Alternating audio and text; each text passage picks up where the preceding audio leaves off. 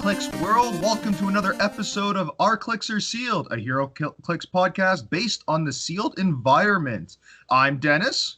I'm Stuart. And let's get going. So today we are looking at the Fantastic Four set and just the commons and uncommons. Yes, we are now fully spoiled about what's going to be in this set. So now we get to talk your ears off about strategies in the sealed environment. I think the set looks great. I'm looking forward to it. How about you? I am looking forward to it very much as well. Do you want to give them a little introduction about the commons and uncommons and how powerful they can be in a sealed environment, or do you think everyone knows? Oh, let's go over it. So commons and uncommons, those are going to be usually 4 out of 5 of the figures in your booster, unless you pull a chase, and then who cares? Yeah. So they're going to make up a majority of your team, unless you pull a really expensive figure. And that's why they're so important. You're also going to see them more often than not. So they are going to be what defines the set and what defines the powerful figures in the set. Absolutely. So if you're going to listen to any one episode of ours, it should be the common and uncommon reviews of our sealed sets here. Yeah. The only time the super rares and rares is more important, if there's like unstoppable super rares, you have to kind of think about how to defeat, right? Yeah, but that's next episode. So our rating system is we rate from a 1 out of 5 to a 5 out of 5 based on how likely you're going to be playing that figure if you pull it. So a 5 out of 5 is a figure that defines your sealed game. It's going to be like immediately put on your team unless you somehow pull another 5 out of 5 figure. These figures are going to be what you see the most often because everyone plays them when they pull them. A 4 to 5 figure is the one step down. It needs a little bit more support from your other figures to be able to get played at its full potential. So if it can't just stand by itself as a perfect figure, it's 4 out of 5. 3 out of 5 is your filler, but it's good filler. It's the stuff that you're happy playing, but you don't want to play too much of. Yeah. 2 out of 5 NHL third liners. Yeah. Yeah, exactly. 2 out of 5 is stuff that you're not upset playing, but there's better figures to kind of fill those roles. And then 1 out of 5, you don't want to play. If you're playing a 1 out of 5, it's because you literally had no more options, and we already apologize for that awful bummed out feeling you get knowing you have to play a 1 out of 5. Yeah, so you try to avoid them, but almost you inevitably you end up pulling at least 1 out of 5. Exactly. Shall we get started? Yeah, so tell us about Mr. Fantastic. Okay, so Fantastic Four, starting with the commons. We got the leader himself, Mr. Fantastic, 40 points. He's got that starting leadership, a trait where Mr. Fantastic increases attack roll +1 for each 4, and his finalized attack roll. I think all the commons come with a stop click, but they have to have other Fantastic Fours with them, right? Within 4 squares of them. Oh, with 4 squares too. Everything with 4s. Everything with 4s. How many clicks does this dude have? 4.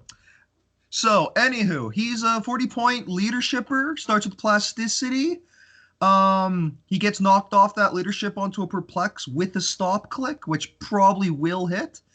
Honestly, he's, like, I would say almost like that 3 out of 5. Like, he's not going to be the worst. He gives you a leadership. I think he's a 2 out of 5. I don't see myself ever wanting to play him. There's always better options, especially in this set with a ton of Fantastic Four. Yeah. Like, no, you're not wrong. He's no willpower. Yeah, the stop click's nice. The perplex at the end of his dial's nice. But if he's not within 4 of another Fantastic Four, he's going to die. And he has 2 damage down his dial. He's not doing anything. I hate clicks that don't do anything until they take damage. And that's this guy in a nutshell. Yeah, exactly. You'd have to push him so much just to get to those fun perplexes. There's other leadership in the game, and let's be real with how much Fantastic Four keyword is in here. You're probably going to find a better leader. If he didn't have leadership, this guy would be 1 out of 5 for me. But he brings just enough for me to go like, okay, I would play him, just not be happy doing it. Okay, I'll land on 2 out of 5, 2 out of 4, 5 for him. And just for a second, let's talk about the trait where he increases the attack roll when you roll a 4. It's a stupid trait. Everyone will forget it when you play it. It's never going to impact. Another thing is that he has good attack values. He's an 11 starting out. He didn't need this. He needed to increase his damage by 1 for every 4, not his attack. Well, Hate this thing. I'm hoping I would remember because I always like having a higher attack. In my head I see it as like you have 2 5s on your dice now. Exactly. Yeah. It's not super impactful, and it's just I think it's just going to be forgotten, and when it's not forgotten, it's not going to do anything. Well, if you have an attacking piece, you're gonna like it better. But we already said this guy's not an attacking piece. Exactly, yeah. Let's get on to Invisible Woman. Take it away, Stuart. Okay, so in all the ways her husband failed, this Invisible Woman is fantastic. So she's a support figure. She starts with an 18 defend, enhancement, TK, and stealth, and she can carry people. She also has a trait that's shared between all the Invisible Woman, which is called Form the New Fantastic Four. And basically, at the beginning of the game, you can choose up to 4 characters on your force and 4 characters on your sideline that all have Fantastic Four and don't share names, and basically just swap them. That is sick, eh? It's great because if you pull, you're gonna pull a lot of Fantastic Four, and if you're playing a theme team with her and you see someone has a figure that's just gonna crush, or you like really need a leadership or a plasticity, you just like swap them in, and then you have it. Yeah, and I love this idea that they're introducing sideline into sealed gaming. Not a lot of time you get that. It brings a little bit more complexity, a little bit more options for people who really want them there, right? Yes. So the great thing about this Invisible Woman is even though her defend and telekinesis are only on her first click, when she pushes, she gets barrier, which is incredible in sealed. And then she has that stop click that everyone else does, the commons do. But her stop click is a 19 defend with telekinesis and sidestep, which is insane for 40 points. Yup. I was in love with this as I was going through this set. Invisible Woman, every Invisible Woman in this set is just great to have. Yeah, I love this figure, and I think she's a solid like 5 out of 5, honestly. I don't see why you wouldn't play her. 40 points for we would play 40 points for TK alone, but this one gets enhancement and that top 18 defend, and falls on a 19 defend with sidestep. She's getting where she needs to be to defend everyone. Even if you're not playing her on a Fantastic Four team, like she's just good. Yeah. Even if you're not having that stop click, like her first click is good enough for 40 points. Yeah, final words on this, like 5 out of 5. Not that you're building around this, but so good you'd be dumb to pass it up. Yeah. Yeah. So still 5 out of 5, even though she's not the main event of that team. Maybe you're right. Maybe she's actually 4 out of 5 because there are certain teams. If you didn't pull a great Fantastic Four team, or you might not play her. Oh, no. I would play her. That 19 defend at the end. She's the one you throw in. You don't care to push. You don't care if she's a meat shield from range because she's going to land on this effing 19 defend. Oh, she's just so good. That's only for I'm giving you 5 out of 5. 5 out of 5 for me. Okay. Human Torch. Tell me about him. Okay, he's your stereotypical common shooter, flying shooter. Running shot with 6 range, and an explosion at the top, and an ESD because you're using him from range. He has a stop. It's energy shield deflection, but only a 16. It's kind of fun. You get a Pensai at the end. He comes with 2 team abilities, the Fantastic Four and a wild card. I don't know if that's going to help too much because you don't even care if you get Underworld with him if there's in the set because he's a flyer. You do care if he gets Skrull, though. Well, 1/6 shape change. It's not the worst. No, it's not too bad. I wouldn't die playing this guy because he's a carry. He's a running shotter. That's all you're getting out of him, though. So 3 out of 5. He's not going any higher. Maybe 2 out of 5 if you find it better. I think flying shooters. I don't think he's a 2 out of 5 at all. Like 11 attack top dial for 40 points is pretty incredible. Energy explosion pushes to range combat expert. This guy's a 3 out of 5 for sure. Okay, I'm happy with that. Just a strong ranged attacker for very low points. You're not going to feel bad playing him. We'll put it that way. Exactly. Okay, I get the Thing. You do. So the Thing has the same traits and the stop click as the other 3. He's kind of like just the close attacking version of Johnny. He has like charge, super strength. He has a click of shape change, and his stop click is impervious, which is nice. Of course, the problem with the Thing here is that if you're not carrying him in, he's worthless. Like 7 movement charge is not where you want to be. Oh, no. He doesn't even go through hindering or walls. No. So if you're playing him on a Fantastic Four team, I think he's really good because that stop click with Impervious makes this 40-point character really annoying to deal with. But if you're playing him outside of the Fantastic Four, I don't think he's doing very much. No. Fantastic Four. He's for Fantastic Four. His full dial of super strength is nice because that means you're not dropping that object, but you could get a 5 damage out of a 40-point dude, which is fun. Yeah. I think he's a 2 out of 5 because I think Johnny's just better. There's much better close attackers coming up already. So yeah, I could give this guy a 2 out of 5. That being said, the last two, I guess I should have said, that's where the trait's gonna be remembered. The +1 for his 4 in an attack roll. You're gonna remember that in your attackers. 2 clicks of 11 on both of them. It's just never gonna matter. If you're rolling a 4 and a 1, you're gonna probably miss anyways. If you're rolling a 4 and like a 3, you're gonna hit most of the time. So it just almost never matters. I can't agree with that. Anytime your attack value comes up, it is significant. That's it. That's all I'm saying. We waste like perplexes on attack values. It's a perplex on an attack value when you're rolling like a 6 or a 7 already.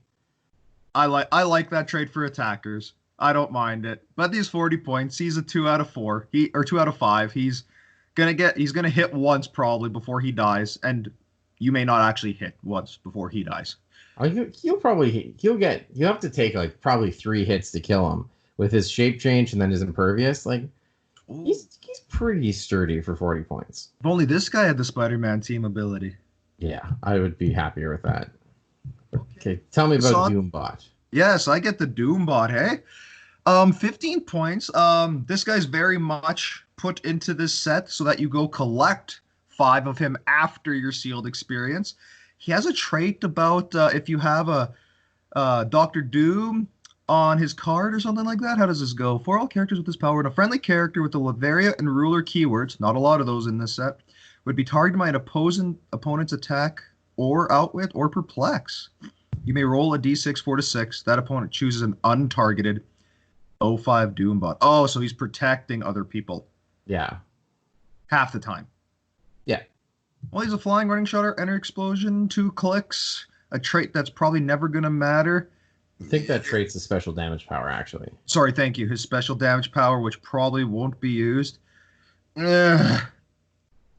out of 5 for me. That's crazy. Nope. It's crazy. Look at his values for 15 points. This guy will fill in any non-theme team that you want, and he will perform as the 40-point figure he is. If I see that guy, I'm just shooting him for 3. Not even penetrating. 3. If you're wasting a shot on this guy, I'm happy. Okay, good. I'll be happy having 15 points on you. And I'm happy killing the guy that you had to expose to kill my Doombot, who's carrying in all my characters, pushing to sidestep. I love him. I don't. This guy There's so much Fantastic Four and Frightful Four in this set. If I pull this guy, I can honestly tell you right now, I'm looking at my theme teams first. Yeah, if you're not building a theme team, though, this character is a 40-point attacker for 15 points. Even if I'm not playing theme, I bet you there's other figures outside of theme teams I would sooner grab than this guy.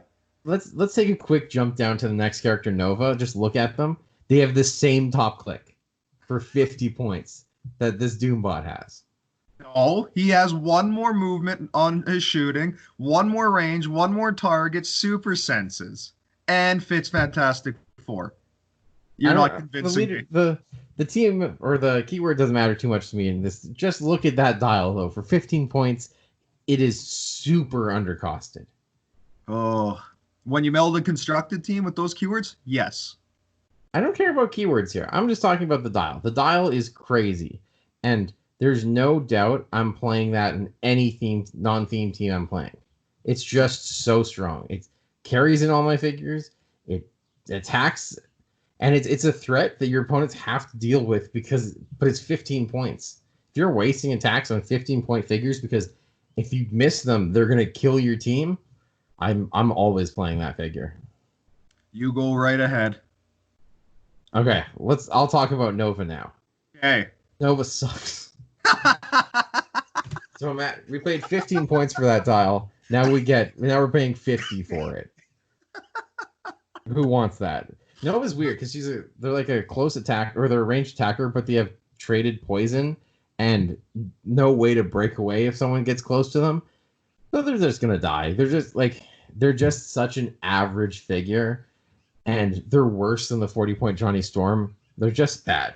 I have nothing more to say about them. I'm giving Nova 2 out of 5.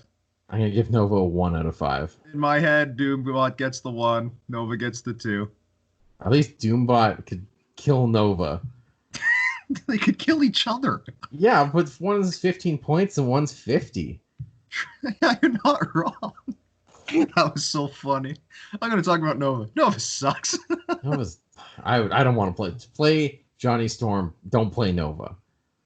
I just don't like Nova's, like, he's gonna get hit once, which he'll probably still live. Which, fun, but then he lands on those 9 attacks, 2 damages, and you're just, now I hate having him. Yeah, it's kind of like a 15-point Doombot there. Yeah. Doombot's dead after 1 attack, and then 15 points for your opponent. So that's why. Nova is just useless after 1 attack, and then you've lost 50 points. That's still point denial for 1 more turn. Or attack. Do I get Scroll Infiltrator, number 007? Yeah, if you want them. Scroll Infiltrator. What is this? Improved movement, hindering. Well, he's got stealth, so great. I could park him in stealth, and what am I doing with him in stealth? If this character hasn't been moved or placed, okay, I guess I'm not using his trait now. Choose a standard opposing character within 4 squares in line of fire that has not been chosen by this effect. Both players roll a d6. If you win that roll, you switch places. In Hero Clix, positioning is very, very important.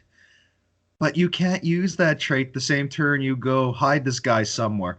He has the shape change and super senses combo with the Skrulls team ability, so that's 5 out of 6 super senses, but before that you get a 50-50 shape change. Yeah. That's fun, but I would argue, what is he doing other than that? Precision Strike. This Precision Strike makes this figure. If you can just knock some figures 1 click, that's enough. He's only 20 points. If he just stands in the way so no one can shoot your other guys, that's enough. See, I'd go sooner with that argument. This is a meat shield. Just go tie someone up, and then they have to waste actions trying to hit him or break away. But because he's so hard to hit, they'll probably just want to try to get away. Yeah, I think, though, that when you give a 20-point figure Precision Strike, you're saying this figure can annoy even the most difficult to hit figure. Oh, I like that, actually. That's a very good way to look at Precision Strike on those low point guys. Yeah, you can still smack an invincible or impervious. Yeah, you take the 300-point Silver Surfer in this set, and you put them up against this Infiltrator, and he will have a hard time hitting this Infiltrator.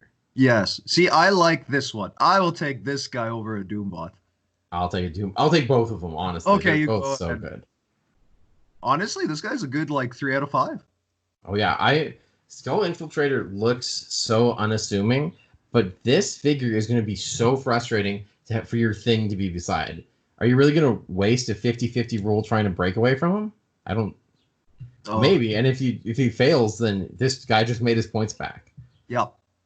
I think that's the thing about low point figures is that it doesn't take very much for them to earn their points back. Doombot just needs to do 1 energy explosion, and then he's made 15 points. And if this guy literally makes you waste an action trying to either move away or hit him, he's won his points. And then after someone tries to break away from him, Zoop replaces. They switch places with each other, and that's the game there. I want to see that happen. I want to see that switch because that would be game changing. Oh, that'd be so good. I think Skull Infiltrator is really strong. Mm-hmm. Honestly, it's almost a good thing they didn't give him improved targeting hindering so he could do this with stealth people. Oh. Yeah. And there's a surprising amount of Spider-Man family team ability in this set. So he gives them shape change on a 6 or improves their shape change even farther. Yeah. 3 out of 5. You can't go wrong, really. Okay, Moloid it's my turn for Moloid. Yeah, come on. Okay, I know I so should start this sentence. Moloid also sucks. So here's the thing about Moloid. He looks great. He's like 10 points. He has plasticity, sidestep, stealth, and the underworld team ability, and he has empower. So that's great. And he's tiny. That kind of ruins it all. Plasticity with tiny, not great. You can't. So underworld with tiny is absolutely useless because you can't carry anyone anymore. No, but he could be like multiple of them could be carried if they have an underworld. That's what that whole thing's about. So really, what you're doing with Moloid is carrying him up with a close attacker, placing him adjacent to tie up someone, even though the tie up is not great. I mean, it's not. It's like it fails on everything but a 5 or a 6, right? Oh, tiny breaking away? Yeah, because they're also plasticity. Plasticity, wouldn't I just turn him to normal? I think it's -1 for tiny and +2 with plasticity. Oh yeah, so it would make him just slightly better. So yeah, it helps him get away. Yeah, I just think, I mean, I don't think the plasticity stuff is bad, but I don't know. I don't love him. I think carrying him up is where you want. Is if you need some points and you have a character that can like move up, like the she thing we're going to talk about, she can carry him up, drop him off, tie up someone else, then do her attack with a +1 damage. Good thing you brought up she thing, because the way I'm gonna look at this guy is he's got one keyword monster. This set actually has a good number of monsters in it. I did a thing, I had it written down, I lost it, but I think the monster keyword count was around 15 or something in this set. If you want to look that up while I talk, go ahead. So if you're playing a monster theme team, this guy could actually be very nice. He's going to be moving himself. If you get 2 of him, carry his other self into the person you're about to alpha strike with your charge. You're automatically getting +2 damage. For 10 points, 20 if you have to. That's really fun. But the percentage of that happening in a sealed game is so low. This guy's a 1 out of 5 for me because I don't see that happening often at all. So I like him more. I like him more than my initial thoughts, but I just don't see myself playing it very often. Nope. Constructed. This guy, I think we're going to see him a few times. Really? Just for that keyword filler. I guess, yeah, that's true. If you play enough of them. Yep. You will need some more monsters because it's still putting a lot of points onto nothing. Hey, that's for constructed talk. We're here for sealed. Do I get Spider-Man? Do you get Spider-Man? Wait, you didn't even give Moloid a rating. Oh, 2. 2 or 1. I can say 1. There's better filler. Yeah. Spider-Man! Oh, who doesn't like a good Spider-Man, right? This Spider-Man, 75 points. What's his thing? First of all, before I give him his rating, he is a running shot in capper with 2 targets, which is always great. And he's ignoring basically everything. Elevated hindering characters, so he's going to get to do that. He has that trait, a new kind of fantastic teamwork. When Spider-Man hits with a close attack, until your next turn, other friendly characters with the Fantastic Four keyword can use improved movement characters, elevated hindering, which could help out a lot if you need to move around. Another thing about these new guys, the new Fantastic Four, they all carry Passenger 1, but only to carry characters with the Fantastic Four keyword. This is where all these characters shine. Once per turn, when Spider-Man is carried and placed adjacent to 2+ opposing characters, after resolutions, he may make a close attack. So you'd think that's a bad thing to put him into the fray because he's a running shotter guy, but he has improved movement characters. He's moving away. I like him. I think he's a solid 3 out of 5, 75 points. I wish he had Indom, but he's going to do some things. He's got super senses at 18. He has his Spider-Man team ability. If you steal a scroll, you get some shape change out of it. 3 out of 5. His tricks are nice. I agree. No higher than the 3 out of 5. I think his tricks add stuff, but I'm not sure I ever really I'm going to like go out of my way to use his tricks. I think there are things that like once kind of the middle game has happened and everyone's just kind of stuck in the middle in a big brawl, his stuff is really going to come into its own there, where he hits one character and suddenly all of your characters can move and do whatever they want. That will be great. Yes. He's probably a little bit overcosted, but he's not too bad. No, I'd agree with you. If you gave him Indom, like there, 75. Yeah, he's 3 out of 5. Yeah. Next, we Next got guy. Red Hulk. Red Hulk is a wild card, so we have 3 wild cards so far. He's interesting. I keep getting the like bad characters, and it's bothering me now. I'm waiting for you. I could see your eyes just holding back. Red Hulk is not as bad as the other 2, though. He has a lot of reducers. He has really short dial, though. 6 clicks for 75 or 4 for 50. And his big deal is that when he takes damage from an opposing character's attack, he gets anger tokens, which increases damage by 1, and he removes them when he attacks. And then if he has 2, he's dealing penetrating damage, even with his poison. Here's the problem. If you're playing at 50, he has 4 clicks. How often is he going to take 2 hits? Very rarely. He's going to be dead before he gets the penetrating. And if you're playing at 75, he has 6 clicks and no willpower. So I don't know. I don't think he functions the way that they wanted him to work, because I don't think he's going to be surviving as many hits as they want him to survive. No, I'm glad you touched on that. They give Hulk so many gimmicks in this game to get stronger as he's getting beat up on, which isn't wrong. That's very comic accurate. But when you don't have a dial that encourages that kind of gameplay, it just for naught. It's just for naught. Why is this trait here for only 6 clicks? Yeah, he's not a 1. He can still hit really hard. I can like with his Circle of 4 trait, which increases his attack and damage if he hasn't moved, which he has no willpower, so it also doesn't work well with that trait. He can possibly do like 6 damage in a single turn, and it could be penetrating. And boy, does that sound awesome, but it's not going to happen. No. They lined him up very well about not moving. I would give him a 2 out of 5. I'm not going any higher than that, 2 out of 5. If you added 3 clicks to this guy, that would be fun. Yeah. But, yeah. Okay, you get Wolverine. Oh, I get an X-Men. I love my X-Men. So she has one of my favorite traits they put into this set, and I'm going to go straight there. When Wolverine is given a move action, after resolutions, remove an action token from her, and she could use stealth. So if you can't be carried, this trait is insane. You get to do your own movement, get rid of that action token, and sit in stealth. That is so fun. What makes it even better for Wolverine, she ignores hindering for movement. So you're not going to be scared to do that at all. 40 points. Fantastic 4 keyword in here, which matters to me. 10 charge, 11 blades, 17 combat reflexes off the top. That's a very simple 40-point beat 'em up, which I think she does better than a few other 40-point up close beat 'em ups. So this one easily 3 out of 5. I would have no problem putting this on my Fantastic Four team. This is why you want leadership. You want the extra action to move her every turn. Yes. And I think she'd almost go up to a 4 out of 5, because a 40-point figure who can charge 5 squares and has an 11 attack is really good. Oh, yeah. She's going to get in there. That's what's the best thing to think about it. She's going to get in there. She's stealthy with 17 combat reflexes.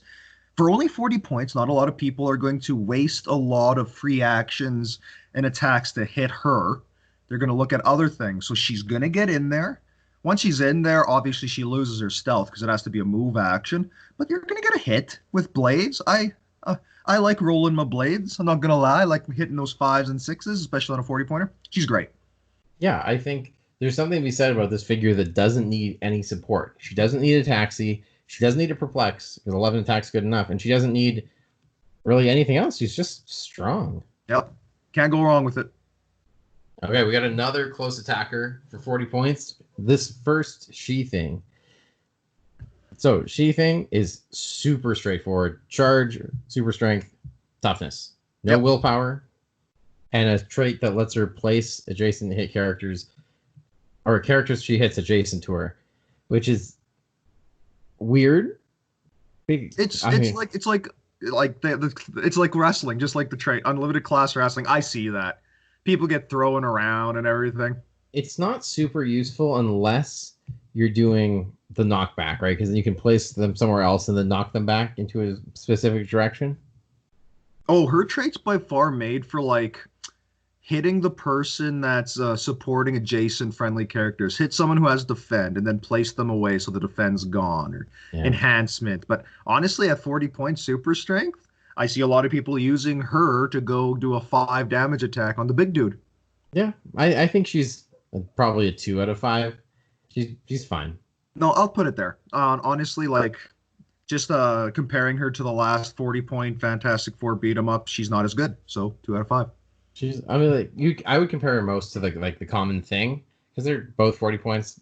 She has an extra click. She doesn't have a stop click. I'm not looking to play either of them really. No, no, 2 out of 5. Black Panther. Tell me about him. Oh, I'm in love with this Black Panther. So so first of all, 60 points. Ignores hindering for movement. Traded stealth. If Black Panther occupies hindering terrain, modify attack +1. And then a special damage power for the first 3 clicks. Leadership and outwit. One downside is the 8 charge off the beginning, only moving 4 to attack. But that is very, very minor compared to what you see for the rest. This person's 6 clicks long. Opens with that awesome precision strike with an 11 attack, 12 if you're in hindering, which you're probably going to just stay and do because he has 18 combat reflexes. So either you can't shoot me or you have to roll a 20, and then leadership and outwit. I should also mention that when he gets to the later dial of 6 clicks, he still has outwit. So he has a full dial of outwit. This person is so good. I don't think he's ever attacking. I don't think the +1 attack and hindering matters. I think he's just moving him outwit, move, outwit, move, outwit. Pushing him to do it, who cares? Just outwit. 60 points, outwit, leadership. Okay, he's sold. I'm sold. Honestly, that's a great way to look at it. You don't even have to use him as an attacker, but he's a great attacker if you need him to be. I don't think you're going to get the +1 as much as you think, though. I haven't seen the maps yet. And even then, it would have to be someone coming to him because he doesn't have any range, right? Yeah, true. And you do want to keep him in that hindering, just to stealth. Yeah. I think solid 4 out of 5 just because outwit and leadership. Oh yeah, if I'm wishing for a cheap leadership on my team or Fantastic Four, I'm thinking Black Panther, not like Mr. Fantastic or anyone. I'm thinking I need this Black Panther. 4 out of 5. Agreed. Yeah. This guy's great. Now we get to the prime Black Leopard. But you always have to review the sucky ones, don't you? Yeah, Black Leopard is really, really cool. So basically, Black Leopard has just basic combat values, like 10, 10, 17, 3. Yeah. But any opposing character that he can see within 6 squares of him also gets the same values as him. Oh. It's amazing against very high tentpole characters and terrible against Moloid, who now is 10, 17. Actually, it's not because it's the maximum of their attack and defense is equal to his. Yes. Doesn't just set it as him. So even then, it's fantastic. Then on top of that, leadership, perplex, 6 clicks for 50 points. And yeah, primes are always good, but this prime is fantastic. Oh. So finish that perplex.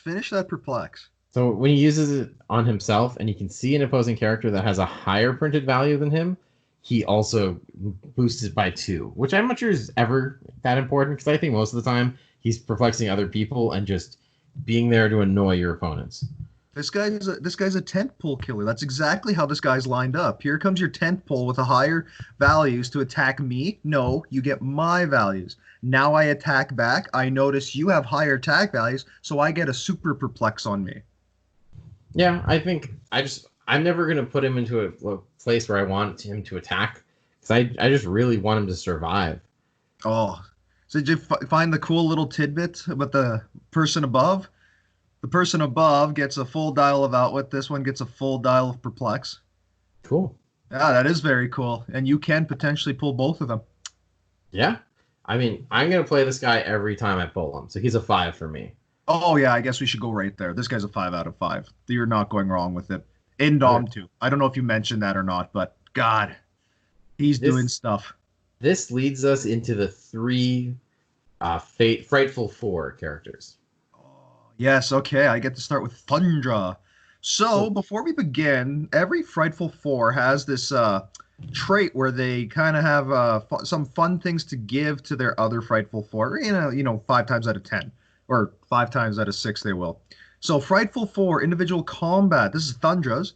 During opponent's turns, friendly characters with the Frightful Four keyword modify defense +1 for each attack that is resolved, just not the first one. So that's really good because you're going to get attacked probably three times in a turn if you know how Hero Clix is played. So you're looking at a +2 defense for the third attack on you, so that's great. Thunder comes with a special damage, Giant Reach 2. When Thunder makes a close attack after resolutions, you may place a hit character in an adjacent square. Basically like She-Thing there, just with bigger reach. Thunder 75 points has Indom. She's charging for 5 squares with 11 super strength, 17 impervious. So if you think about it, this person has a swing of 7, moving 5, reaching 2, with the heavy object. Of the Frightful Four, are all the Frightful Four like have a 75 point line Yeah, to because really you only encourage play playing 4. for them? Yeah. When we get into more of the Frightful Four abilities, you're going to see some amazing ones. This one's nice. I would give her a 3 out of 5 myself because I know what other Frightful Fours I'd like instead. But this is a great piece. This is a good 75 beat 'em up. I'm giving her a 2 out of 5 because I think this is the Frightful Four piece you want least. Okay. Because first of all, the trait I think isn't that impactful because if people are going to either shoot at her first so they don't get the defense boost or attack your non-Frightful Four members if you have any. It's not a bad trait to say, but compared to what the other Frightful Four have, it's kind of lackluster. And her dial is not worth 75 points. You're not wrong. It's low defense values. One out which she could be pretty much knocked to irrelevancy. Yeah. Let's talk about the next one, Trapster. Oh, So you get Trapster. Oh. He used to be called Paste Pot Pete, I think. What? Because he had like a name change. He used to be just like a guy with a bunch of glue. Oh my god. You could have named this guy. Who was my grade 2 person that always ate the paste? I think his name was Cameron. Okay, I'm just calling him Cameron in my head. Yeah, so Trapster, he does not sound incredibly scary, right? He's a guy who shoots glue at people. Ooh, They Elmer. did something crazy and made him amazing. So for his Frightful Four trait modifies your opponent's defense value by -1 for each attack made by a Frightful Four character that resolves. So the first attack, nothing happens. The second attack, everyone has -1 defense. Third attack, everyone has -2 defense. The thing about this is that Thundra's only affects Frightful Four characters, right? So she gets the bonus, but no one else does. Trapster, when he attacks, the next attack, every opposing character has -1. It doesn't matter what happens next, right? It's like a -1 perplex to your entire team. You don't even need line of sight or anything to them. Oh, keep going. This guy keeps getting better. Maybe Trapster is not a great attacker, but so he's at 6 range, 3 targets, and he has Incapacitate, 2 damage. So he's not doing any damage. But when he uses his Incapacitate, he basically puts a glue marker underneath everyone that he hits. And then when they try to break away, or when they try to move, have to break away from Trapster to actually move. And he has traded plasticity. So you're saying this guy's going to shoot you, and then now you have to stay there and roll a 6 before you could do anything. Yeah.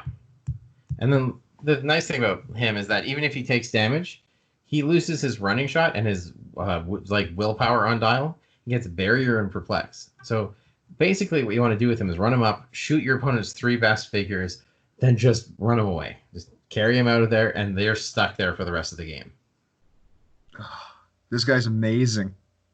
And after he makes that attack, all of your opponents get -1 defense.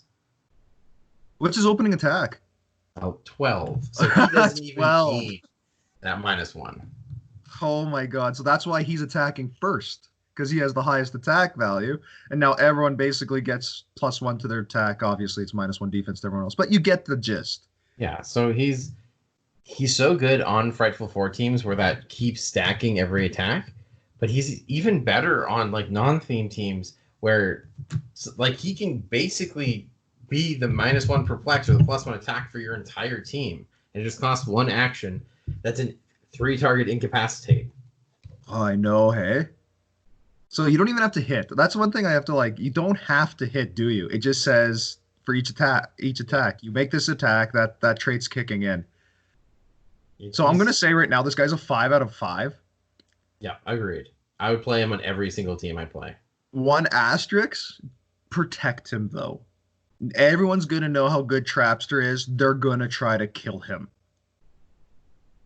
And maybe they won't, because a lot of people think he's just a joke with no damage. So, well, if everyone listens to our podcast, know that how good Trapster is. You kill him if you see him. Okay, tell me about Medusa now, the final one. Oh, I love Medusa. Okay, I love Medusa. So another Frightful 4, the third of the commons. Improved movement, elevated hindering. Her little Frightful 4 trait. Friendly characters with the Frightful keyword can use shape change. What? All of them. Just, I'm on your team. You all get shape change. That is incredible. She has another trait, plasticity. So just like Trapster, traded plasticity, giant reach 4. Opposing characters within 4 squares in line of fire consider Medusa adjacent for the purpose of breaking away with traded plasticity. She is also 75 points. She is also 6 clicks long. She starts with 8 stealth, 11 telekinesis, 17 combat reflexes, and 3 close combat expert. She does move through elevated and hindering, so that's going to be great to get into some hindering and just be within 4 squares to tie people up that you don't even have to hit. She's incredible. Yeah. She's going to tie so much up. She's going to give the other Frightful 4 shape change. To me, honestly, another 5 out of 5. If you pull her, why wouldn't you? Her plasticity giant reach doesn't require theme team. I think the only thing is that she needs a little bit of like some more to build around her to make her great. Oh, she's gonna sit in hindering with plasticity, tying people up, just seeing them, and she could TK her own friends. That's true. I don't even think she's going to use that TK. I think you're going to move her in stealth, tie up people, and then use her 3 damage, 11 attack, close combat expert to deal 5 to opponents. Oh, you're not wrong. See, there are 2 things she's amazing at. Oh, 5 out of 5 for me. She's insane. I still think she needs some like support, so I give her a 4 out of 5. I'm okay with that. If I pull Medusa or Trapster, I'm building around them. So the next we have the uncommons, and the first uncommon, just like the commons, Mr. Fantastic. Yep. So this Mr. Fantastic is a lot better than the common. He actually has Outwit for 3 out of his 5 clicks. He's a 50-point figure. And he has another fun trait surrounding 4s. He can force opponents to re-roll 4s in their attack roll. It doesn't. You're not buying it? No, I mean there's like a 50% chance that it's the same or better, and a 50% chance that it's lower. So it's not, a 4 is not always the die you want to re-roll, right? Oh, okay. So if that said like a 5 or a 6, you'd like it better? Probably, but I don't think it's as strong.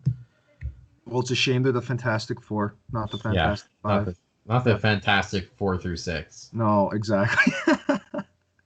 And then his movement power is plasticity, giant reach 4, similar to Medusa.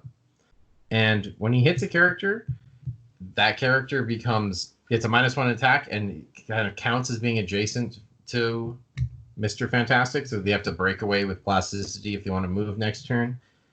He's an outwitter. That's fine. Yeah. Plus his special, like it's almost just like Medusa's about they have to break away with someone from plasticity. He has to hit though. He has to hit. Never as good. Yeah, he's a 50-point outwitter. He's got some tricks with the plasticity. It's not move and attack, which So he's a 4 out of 5. He has outwit and he's 50 points, right? Yeah, absolutely. He's 4 out of 5. Fantastic 4. No, I'm sorry. I'll give him a 3. I wouldn't mind having an outwitter on my team. That's crazy. You need outwit on your team. He's a 4. You need it. Oh, I'm not giving this guy 4. He's the second outwitter in the set. You gave Medusa a 4, and you're going to look at this guy and also give him a 4? If Medusa had outwit, I would be happy to give her a 5. Ugh. Okay, you go ahead with your 4. He's not wrong. You're not wrong. He's good with that outwits. You need your outwits and sealed. Yeah, and there's so little outwit in the uncommons and commons, it makes the ones that actually exist that much better. Well, I get Invisible Woman. Yeah, you do. Okay. Invisible Woman. More stealth on her. More TK on her. 19 defense up top with a barrier and super senses. That barrier can also be free, but only to generate markers and squares adjacent to friendly characters with a Fantastic Four keyword that were attacked since your last turn. Your normal barrel placement restrictions apply. She has that same trait as the previous Mr. Fantastic with re-rolling opposing attackers with 4 in their attack roll, and the same trait all Invisible Women have of rearranging your team before you get started. Just I pausing you for a second, though. It's not re-rolling the attack roll. It's re-rolling the 4. Oh, really? Just the 4? Yeah. Oh, okay. Just let me compute that in my head if I like that better or worse. Oh yeah, because if someone rolled like a 6-4 and you'd be like, you have to re-roll it all. Yeah, okay. Thank you for that clarification. That's why I didn't Okay, okay. Honestly, I think I like the other Invisible Woman better myself, with the stock click 19 defend at the end. This one, nice high defense value, which will be, annoying to go at with super senses. But this one doesn't carry. No, but barrier. Barrier's great. Don't get me wrong, especially in sealed. I also like how if she gets hit and survives, which she very much can with 5 clicks, for pulse wave. Yeah, I And think she's shape good. range. Yeah, she's still a 3 out of 5. I would prefer the 40-point common though. If she had an outwit, she would be a 5 out of 5. Oh, 19 defense barrier outwit. Oh yeah. Oh yeah. I don't think she'd be 50 points though. She'd be a little higher after that. So I get the Human Torch. You get Human Torch. The Human Torch is 10 points more than the common. He doesn't have a stop click, and he has a click of hypersonic at the front. And that's basically they're the same. You play either one if you pull them. They're good. 3 out of 5. He 3 out doesn't of do 5? not much to talk about here. Just either play him because if you need a range attacker with hypersonic, or don't play him if you don't. I like him a little better than the other one just because he's got a 10 hypersonic, so he can move in, shoot, move out, and then has 18 ESD. So he's going to be way harder to hit. And That's he can it. generate hindering under him to make it a 21 from range. True. I never thought about just putting the hindering in your space. Yeah, no, that's exactly why I'd like him better. He's good, but Yep, they're 3 out of both 5. of them are good. He has a 10 attack. The other one had 11 attack top down. They're like, No, I like this guy a little better. Hypersonic is just, as soon as I see Hypersonic, I always have a little love for that person. I get the thing. you do. Okay, this one's better. This one's better than the common. I'm saying that right now. He also has that re-roll the 4 in an opposing attack roll. He has a special defense, impervious period. When the thing uses it and succeeds during a close attack, after resolutions, deal the attacker 1 penetrating damage. Once per turn, when the thing rolls a 4 for impervious, you may roll again. Now, I don't know math too well, but I'm guessing like a chance to re-roll makes the percentages of actually hitting your 5 and 6 better. So I'm just going to leave it at that. It's like a 1 in 6 chance to re-roll for a 2 in 6 chance. Yeah, exactly. Someone do the math for us, put it on a piece of paper. I like him better because he has Indomitable. He has a 9 charge off the bat. He has an 11 Quake with 4 damage. Now that's options to me. You could run in, hit a bunch of people for 50 points. That's great. Or you could run in and single target someone to use that Quake to hit them for 4 and knock them back. One thing I'd love to do with this guy is actually just pick up a light object if you are going for that single guy. Just bump it up to a 5 damage. You may not get the knockback Quake brings, but it's just another big salvo. Plus, now he's in the game. His impervious is that much better when he's getting close attacked. Yeah, he's good. He has good values. He has a pretty cool impervious. He's worth more than 50 points. I give him a 3 out of 5. He's a 3 out of 5, but he's in my head, he's one of the best up close uncommons, commons. Just, he's so good at impervious. It's going to make people have to concentrate on him. Running the math in my head, I'm pretty sure his impervious changes it from like a 33% chance to succeed to like a 38% chance to succeed. Really? Oh, I'd like to see the homework on that, but I know it's better. But that's still good. It's not super impactful for sure. Okay, here's Dr. Doom. Great. So Dr. Doom doesn't have the Fantastic Four keyword, which Dennis is going to talk about and tell you how bad that is. Oh yeah, But absolutely. he's good. He's got running shot, pulse wave, outwit on his top dial for 95 points. That's good enough to play. He's a solid 3 out of 5. You don't. I don't think you choose him. I don't think you build a non-theme team because you pull him. But being able, he has leadership, he has mastermind, and if you do pull a Doom bot on him, you can generate it when you roll your leadership. He's good enough to play at 45 or 95, but you don't build a non-theme team just because you pulled him. Did you just say 3 out of 5? Is that what you said? Yeah, Oh, I guess our little conversation had a little impact on you, just a little one. he's good. Um, I'll put it this way. My thing about him is that 12 attack pulse wave outwit off the top is so juicy for sub 100. It's Yeah. incredible.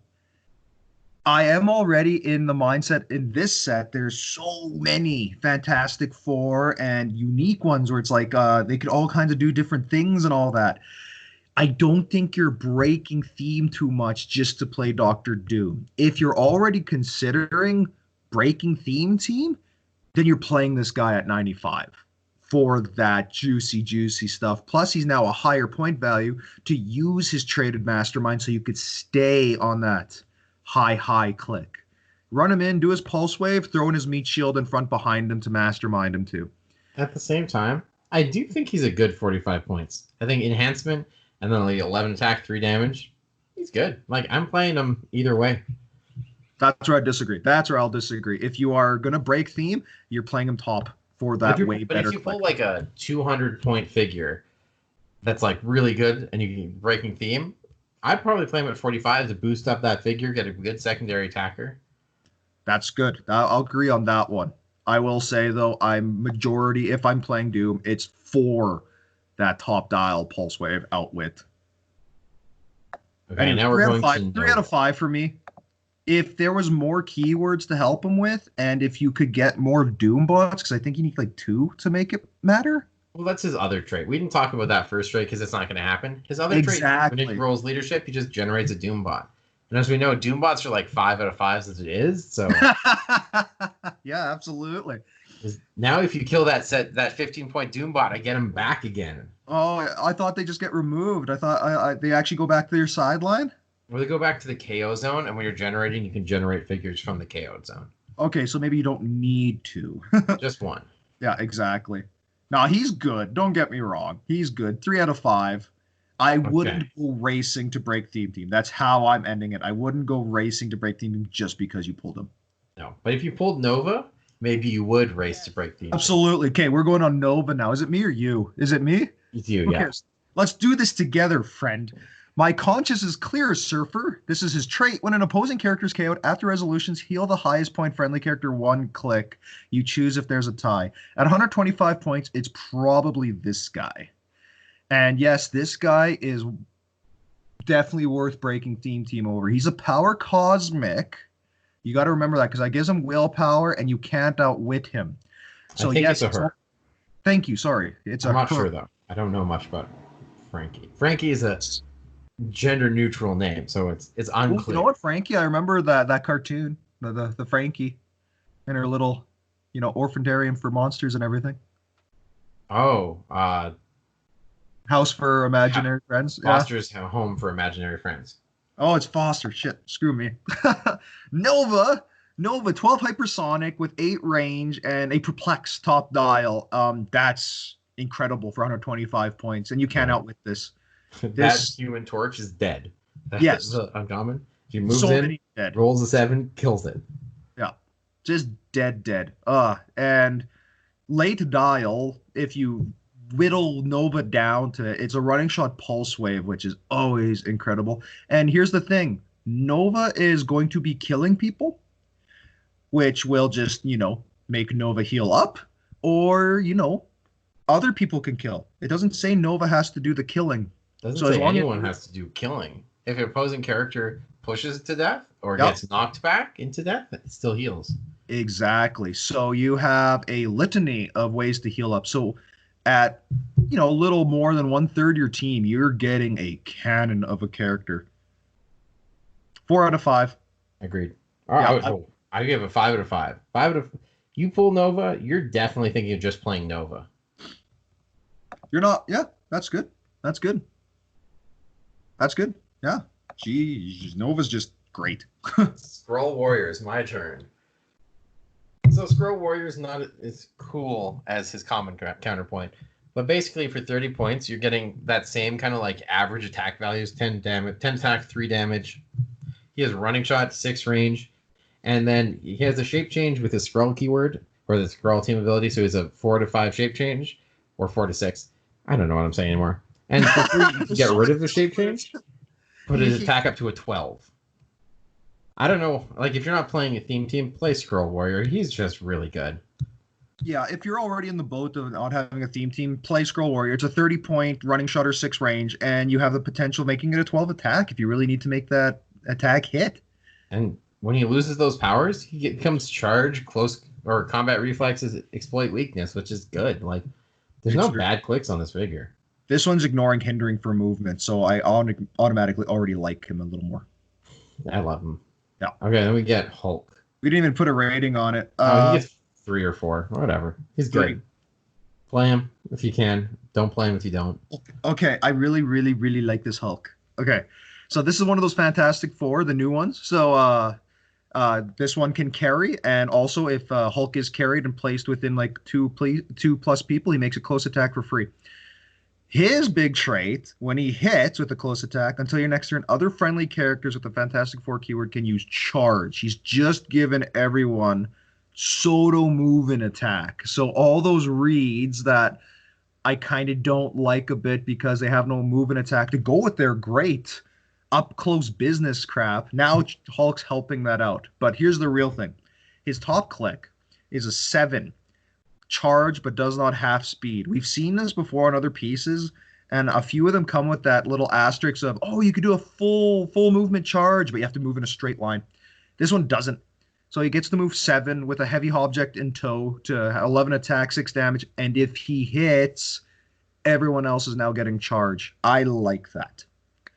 That being said, he doesn't have a lot of fun, little high enough defense values to stay in the fight too long. As soon as he's knocked off that 18 invulnerable, there's quite a few 16s, and they're just toughness and regen. So 3 out of 5 against this Hulk, you hit him once, and then he's done. He's got charge full dial. Oh, not full dial. He's got move full dial. Some form of charge or sidestepping, so he could still stay there. But his top clicks where it's at. If you get it off, you're gonna feel so good. If you hit with him, people are getting charge, which if you have no move and attack, is great. If you need options, it's great. I like that. I like the move and attack being delved out to people. Here's the cool thing about Hulk. First click, he charges 7 squares. Second click, he charges 4 squares. Oh, you're in there. Well, I mean, if you can get to him and get one hit off. Oh, I see what you're saying. Yes, if you he becomes so much worse. If you give him a precision strike 2 damage, he's significantly worse. Yeah. Ideally, you're playing like Hulk and Spider-Man. Hulk charges in for 6 squares carrying, hits for 11-4, then drops Spider-Man off, who then also makes an attack. Yep, and that. Oh yeah, I like Hulk for that reason. But you're completely right. If you see this Hulk, peck him 1 damage, he's lost easily 40 points of his value. So I'm going to give him a 3 out of 5 for that, because I think he's expensive. I gave him a 3 out of 5. I knew the risks of him, but I also knew the benefits of him. Oh, you get X23. Okay, so our second Laura does not have that cool trait that the first one did. Has a better dial, 50 points, charge, blades, exploit. Has traded toughness, heals if she has 2 action tokens, and then pushes onto flurry, sidestep, stealth for 2 clicks. And then she brings the same trait, the Circle of 4 that Red Hulk had, that modifies her attack and damage if she hasn't moved or in place. So, like, I mean, she's good. You basically just move her up adjacent to characters and then force them to deal with her or deal with, like, a 12 attack, 4 damage, exploit weakness next turn. I love her. Both are so good. She's charging 5 through hindering with an 11 blades exploit. Oh, that's just so good. And honestly, if you're pushing that attack, it may not be the worst now that you're up close and everything to go to that second click of that 19 combat reflexes to make it harder to hit. And then You you're, can't do that. what do you mean? You can't You push can't her. push onto her second click? You can't push her. I can't? No, her trait, if she has 2 tokens at the beginning of her turn, you heal her a click. Yes. So if turn two, you're pushing her to charge Blade's exploit. She gets Yeah. a second click, which then she pushes. So now Yeah. she gets a whole defensive turn at 19 Ah, I defense. see what you're saying. So you're not Yes. looking to get the flurry stealth. You're just looking to get or you're not looking for the flurry. You're looking just for the protection for a turn. Oh, dude, I want to stay on that Blade's exploit. But you That is can't fun. because she heals. Exactly. So now that if I get a defensive turn of 19 Oh, defense up I, close, start my next turn, heal up one, I'm back on Blade's exploit. I would much rather that flurry. 11 attack, 4 damage flurry. Oh, don't. It's still good. This is why I like her. She's so useful. You could do little tricks to make her stay in the game and be just dangerous. She's always dangerous. And Ah, her last click, I don't know if you're ever staying there, but if you're you got Battle Fury, so screw your shape change. Honestly, because of the low point value and great keywords to go with people in this set, this is a 4 out of 5 for me. She's a 50-point indomitable nuisance. yeah, I'd probably give her a 3. But here's what I would do with her more often than not. I'm not charging 5 squares. I'm just full moving her up 10. Oh, are you? Because like you either force your opponents to deal with her that turn, and with traded toughness, super senses, combat reflexes, like she can be really annoying to deal with. It's a good. It's a good strategy. She And has if so many they good hit her, strategies. She has if so they many good strategies. yeah, I just like you. The circle of 4 trait is really powerful if you can get it off. Which she will. She will. There are gonna be times when she just starts her turn. You know what? I'm just gonna stay heal up because I have to on my trait, but I'm not gonna move. And now, poof, attack and damage +1. Yeah. I don't She's a think she's four a out of five for 4. me. I'm not looking to build around her. I'm looking to add her to a Fantastic Four team. Okay, But she's good. 50 points. She's gonna fit in. That's why she's 4 out of 5. There's like very little reason not to play her. She's a close attacker. If I want to go with range, I'm going to stick with range. Okay. Oh, if I pull her, you basically see her on my team. That's Is it fair. my turn? Your turn? Oh, it's My your turn, turn. I think. We got the first Ghost Rider of the set. Ghost Rider is either 40 or 80, and it's one of those dials where if you pay 80, you get like the back half of it rather than the front half. Because the Okay. front half sucks. Like 3 clicks. He has Mystics, which is nice, but I'm not playing him. He has the same like move, gets stealth, Oh, yes, he does have that one. and he's just like 3 clicks. You're just not doing much for 40 points when all of this set has like a lot of undercosted characters. Now his 80-point dial adds 4 clicks to the end. The first 2 of which have 19 defense impervious on them. He has phasing teleport. He can move 4 squares and then make a close attack when he does. He has energy explosion and pulse wave, and if he hits a character that damaged one of your characters, he does penetrating damage to them equal to their action tokens after being hit. Like that back half of his dial is mean. Yeah, I'm don't even fully know how I feel about him sometimes. Cause I'm like just explore with me. So if say he's on like his toughness 17 defense, the clicks 2 and 3, could I just wallop this guy for 6 damage or outwit the toughness in him and for 5 and just cruise past all that? Good. There's no stop clicks or anything. Okay. See, that's oh I think it's. I think the thing is, if he has 7 clicks and you like run him up and start just getting really aggressive with him, there's unlikely to deal 7 to him in a single hit. They're probably going to take 2 or 3, and if he's doing 2 or 3 mystics damage, that's probably good enough for him. mm-hmm. He's Okay. not great though. He's not like a 3. I think he's a 2 out of 5. Yeah, I'm just gonna lean on you on that one. I don't know how to feel about him. You get that later part, it's like you said, it's incredible. It's so nice.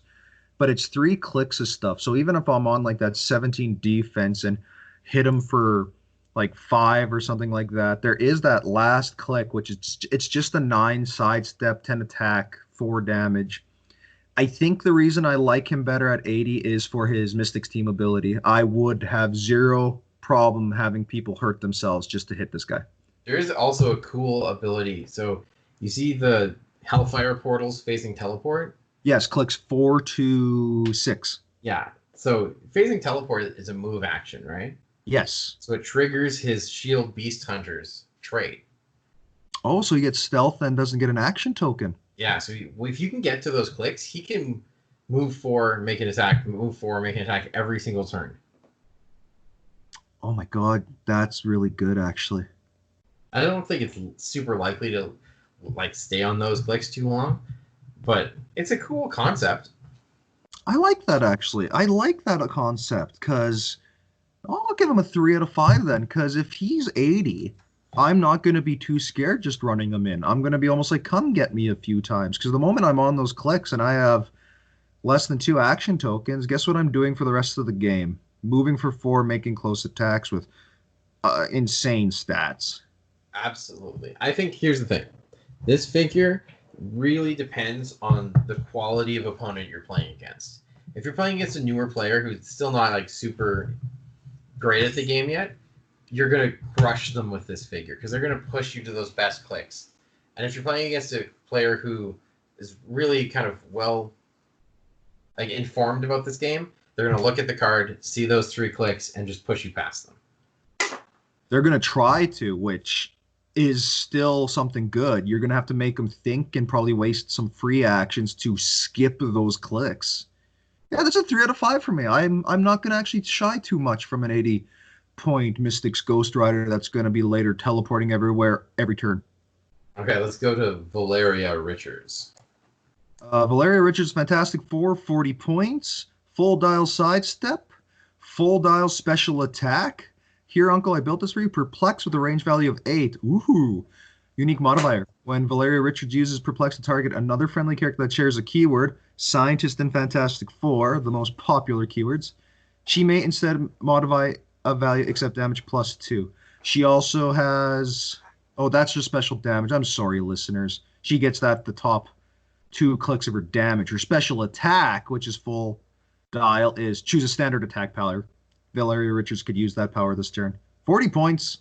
A perplex, a super perplex with shared keywords, and I get to choose attack powers. This is a, oh my god! Like, again, doing this whole like 5 out of 5 should be something you build around. I still think like you pull this, you're just playing it. See, I think 4 out of 5 requires a build around. 5 out of 5 is just you play it. Okay, so you just play it. This is then Valeria is 5 out of 5 for me. Why would you not put this on your team? Yeah, even if you don't have a theme team with her and have no Fantastic Four, Latveria, or Scientists, Perplex, choose a power. Who cares?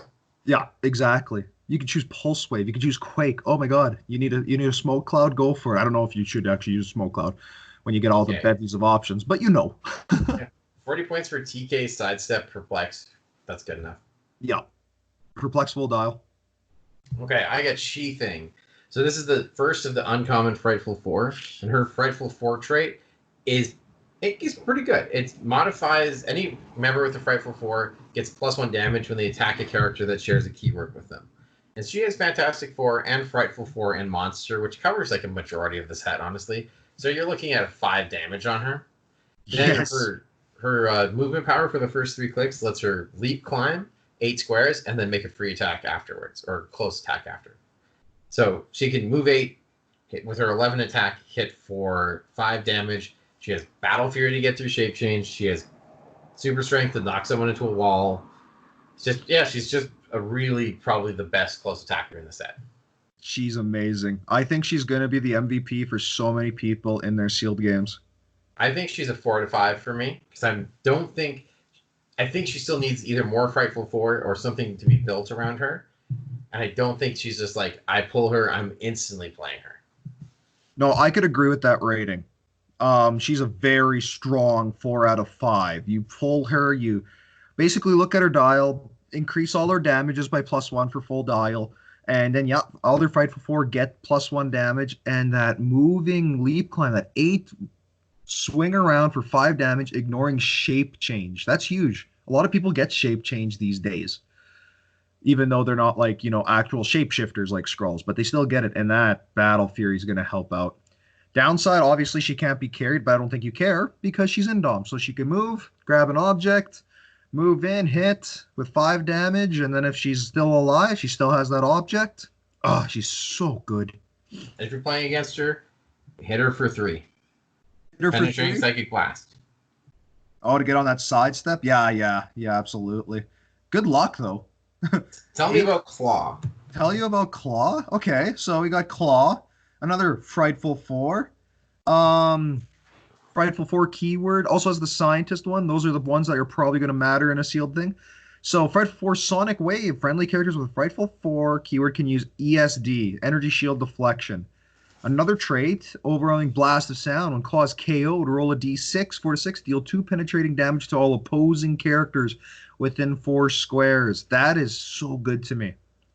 Like, I know you don't want to die, but a lot of characters they've made so far that kind of have like that exploding when dying thing hits everyone, and they have to be like in line of fire or something like this. This one is everyone, like when Claw is KO'd, 4 squares, all opposing people. I know it's 50-50, but it's so good for you. You don't mind dying in a heap of people because you're fine. They could get 2 penetrating damage. He has a special damage or defense right off the bat, barrier invulnerability. When Claw uses barrier, he may count range and draw a line of fire from the square of adjacent, or no, not even adjacent, sorry, from a square of friendly character with the Fright 4 keyword. You could hang this person back and be doing barrier through your top dudes. So 75 points, 10 phasing. I'm not gonna lie. The I think the best thing about this person is giving people ESD, so you really help out moving in.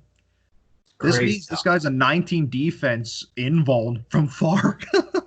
With 11 attack, 3 damage, ranged combat expert. Yeah. And then if he's not within range, he's just like sitting in the back, like barriering up, and your opponents will never touch your Frightful 4 characters because he doesn't even need to see them.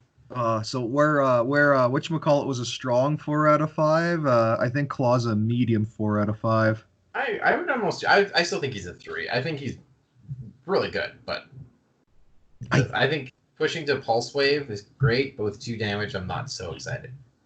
No, I'm really stoked for his ESD. Just flat out, you all have ESD. Imagine you pull this guy and Medusa. Now everyone's shape changing and ESDing everywhere. This barrier through friendly characters is a game changer. Yeah, you could be up close. I need a quick little little protection, and Claw's gonna take the action to do the barrier. So you could still attack with everyone up there, and then just use Claw to barrier from afar. Absolutely. Let's turn it up to turbo now to get through the last 4 characters. Okay, turning it to turbo. We have Fire Lord. Go for it, Stuart. Okay, so Fire Lord either 150 or 40, 8 range, 3 targets. At 40, he's 3 clicks of hypersonic speed, which is crazy. Just play him at 40, you're going to be happy. Now at 150, he has 3 clicks of running shot and his special attack power, which is energy explosion, poison. And when he uses energy explosion, he deals X damage to each hit character, where X is the number of opposing characters adjacent to each character. So basically, you energy explode, 2 damage to everyone, and then for every character that's adjacent, so then you count all the characters, you look at how many characters are adjacent to all those characters, and deal them that much damage. It's the potential to be stupid and do like 100 damage in a single turn, but it's not going to be that. It's going to do like 2 damage and then another 2 damage. Okay. I would play him at 40. You'd play him at 40? Yeah. This is what I remember writing this down is like that freaking energy explosion is amazing, but it's a half your team with if someone's hiding and hindering or stealth and all that, it just makes it that much harder. And yeah, if you're energy exploding 2 damage twice, we'll just say it's that 2 damage twice. Someone who has invuln or even higher really doesn't get hurt at all. Yeah, I don't think he's that great at 150. No, he's 40 points, best used. He's a carrier hypersonicer. Plus, he has like no good keywords to go with this set, so I don't even know if he's worth breaking Theme Team over. I think if you pulled him at played him at 40, he could be a huge menace. He's like, okay, the Flash figures from the newest set are 40 points and don't have 8 range or indom. I'm giving him a 3 out of 5. I agree. know I could build way better teams with the keywords around. Good. Now Punisher. Punisher, very straightforward dial. Full dial of special movement flight. Flurry. When Punisher uses it, if each attack hits a different target, he may make an additional close attack. So a potential for 3 attacks. You have a 10 attack value, which can be a little difficult. You have 3 battle fury, so you get to ignore the shape change. 17 toughness. 4 clicks with a power cosmic. That's basically it. And I'm personally not too meh about him. You need 3 characters adjacent to him to make 3 attacks. It's not good. No. 30 points. If I see this guy, again, it's one of those like, oh, I have like a penetrating blast and I don't mind KOing this guy to be 30 points up on my opponent. So he has to, race the clock now. Here's my feeling. If you're playing a non-theme team and you pull any of the new Fantastic Four who need to be carried in to make that free attack, Punisher's the guy. You carry him in, they make their free attack, next turn he flurries. Otherwise, don't play Punisher. Yeah, play him with that Hulk so he could get charged to go with that flurry. Well, he's not a Fantastic Four member, so... Okay, so he still sucks. Yeah. Prime Punisher now is a Frightful Four member. Oh, the Prime. And he has the worst Frightful Four ability. They all do penetrating damage to characters with 2 action tokens, which is not that good. No, it's not often people get 2 action tokens. He has traded Close Combat Expert, Giant Reach 2, Colossal Stamina. That's nice. And then he has some clicks of Charge and Flurry. Never play him at 125, because there's 3 clicks that are not worth 50 points. Whereas 75, he starts with Hypersonic Speed, so you can actually get in there for the penetrating damage and hit characters with 2 tokens. Yeah, honestly, like it's a kind of underwhelming Prime. You want your Primes to just change the game, like the common Prime. Yeah. Finally, Triton. Triton. Oh, the Inhumans, the little splattering of Inhumans.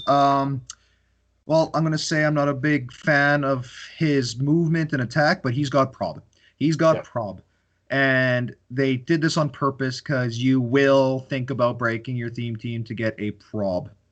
He has a charge, special movement charge, hypersonic speed if you have water terrain. I haven't seen the maps. I don't know where they're going to fit water terrain into a Fantastic Four set.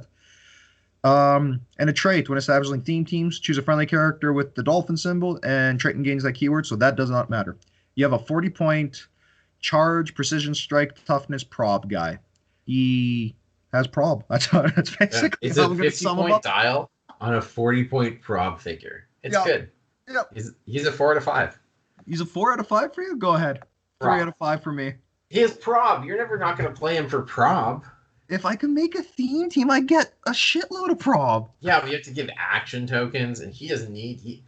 If the theme team, you get 5 probs. With him, you get an infinite number of probs. You're right. It's not really right. Say if I pulled 40-point in Triton, yeah, you're not wrong. Prob's very good. Very good. I would sooner just want to play a nice theme team of Fantastic Four, get probs that way, and have better synergy. It's true. I think Triton really makes like non-theme teams work in this set, though. Oh, if you're doing one of those like, no, I don't have theme team, you want Triton. Absolutely. Want him. Yeah. Okay, there we go. We've got through the commons, uncommons. I'm hoping this has been entertaining and insightful enough to form your sealed teams while you play. And next time, we'll come back with the super rares and rares. Because I think there's still one super rare that hasn't been spoiled. Really? I think there's the thing from... Oh, no, it's the Earth X thing. We do have that one. Okay, I think everything's spoiled, yeah. Absolutely. Everyone, thanks for coming to listen in. Please leave your comments about your experiences with your sealed and maybe give us a little bump or nudge down on our ratings of a certain character. I'd love to see who did well and who did really bad, considering. Yeah, okay. I'll see you next time. Catch you later, Stuart.